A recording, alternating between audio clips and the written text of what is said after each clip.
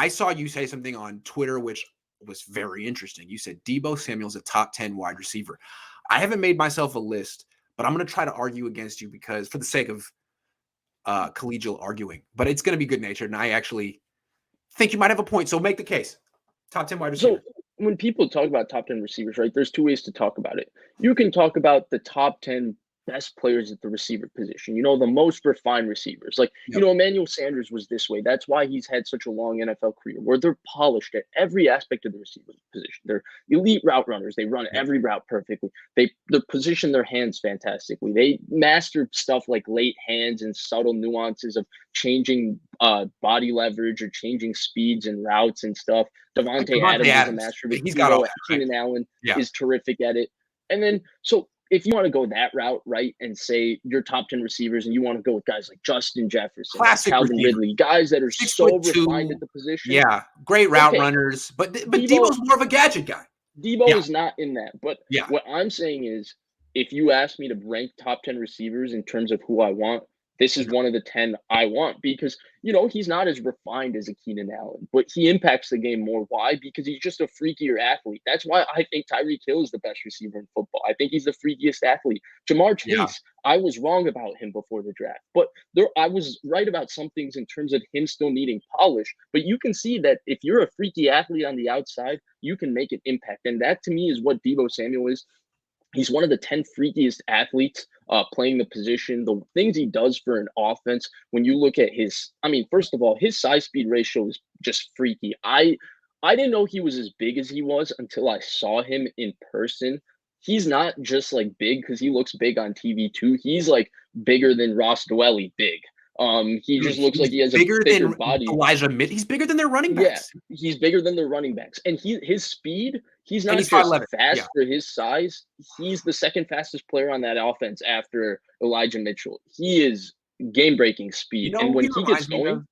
Sorry to cut you off, but he reminds me of, in a way, and I don't want to take this too far, but he really is a lot like Jerry Rice in the sense that if you give him the ball on a slant, and he's got a step, he did get caught from behind. He's essentially not getting caught from behind. He's surprisingly fast.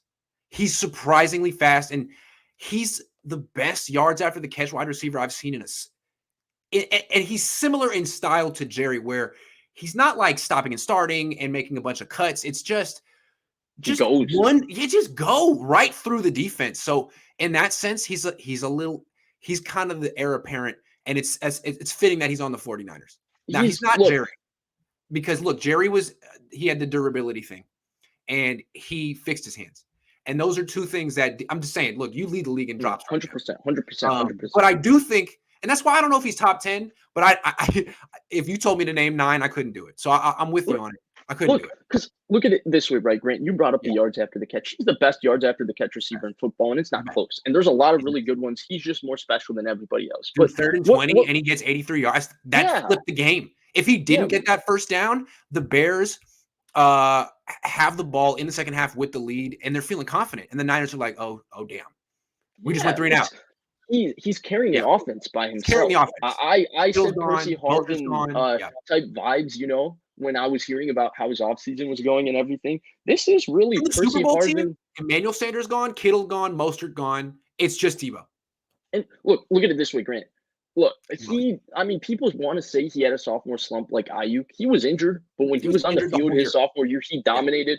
Look, what he's done since about 6 games into his rookie season, from the time Emmanuel Sanders broke his ribs or hurt his ribs, and George Kittle hyperextended his knee versus the first Arizona game till now, is the best receiver that the 49ers have had since Terrell Owens. It's better to me than what Anquan Bolden was doing, and that was special. Michael Crabtree, 2012, it's better because he just carries the offense. There's a reason I called this guy the most important person on this offense when we first started doing this last year, because you cannot replace his level of first diva like T.O. He actually is a team guy. They both drop passes, though, for sure. Yeah. Look, you're going to have to live with those type of things because he's not Justin Jefferson. He doesn't have every nuance of the receiver. He's not Jerry Rice. He's not, right? He doesn't have those things mastered. But what he is is he's one of the 10 best football players that plays wide receiver because it starts from one. He is one of the 10 freakiest athletes that He's plays one of the receiver. best Like, athletes. That's the thing. People don't realize he's probably the best athlete on the team.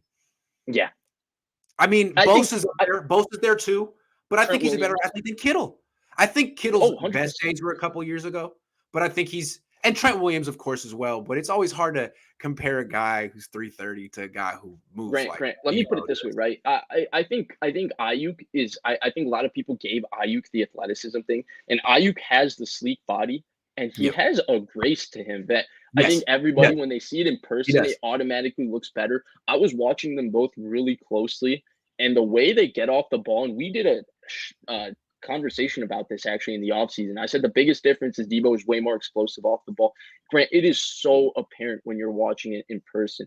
Deebo Samuel gets Ah, off the ball like, as boom. Chris Sims says, he has 3 rockets up his ass. Ayuk gets off the ball, it's smooth. It's a little bit like Devontae Adams. There's some hesitation sometimes. Sometimes he can But get there's not pressed. the same urgency. But Deebo Samuel, you want to talk about playing with physicality and playing fast with physicality. He plays with urgency. And, his hands, I know a lot of people go to the drops, but some of the catches in that game was unbelievable. There was one where, he's running a drift route over the middle. It's the second one after the rollout to Ayuk on the Oh, drop, yeah, yeah, on yeah, the yeah, yeah, yeah, 16-yard yeah. catch. That's an interception that he takes Yeah. the ball away. There's That's one why I that, feel like he's he catching can the ball fix the here. issue. Like he makes really difficult catches, and then he'll drop a screen. It's like, come on, man, you could take your game to the Right. next level. But I mean, I mean, he did mix even the Mishnet screen, last year.